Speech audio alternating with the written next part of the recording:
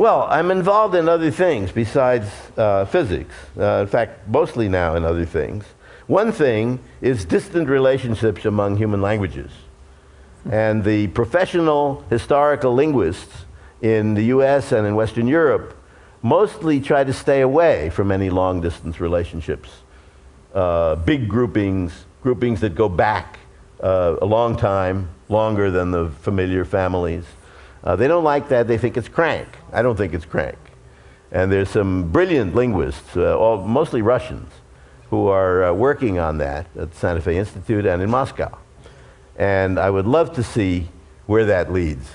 Does it really lead to a single ancestor some 20, 25,000 years ago? And what if we go back beyond that single ancestor, when there was presumably a competition among many languages? How far back does that go? How far back does modern language go? How many tens of thousands of years does it go back?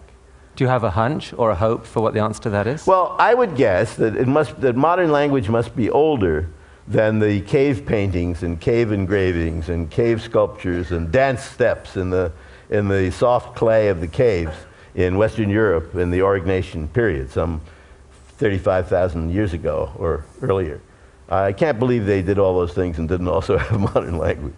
So I would guess that the actual origin goes back at least that far and maybe further. But that doesn't mean that all or many or most of today's attested languages couldn't descend perhaps from one that's much younger than that, like say 20,000 years or something of that kind. It's what we call a bottleneck. Well, Philip Anderson may have been right. You may just know more about everything than anyone. So it's been an honor. Thank you, Murray. Come on. Thank you.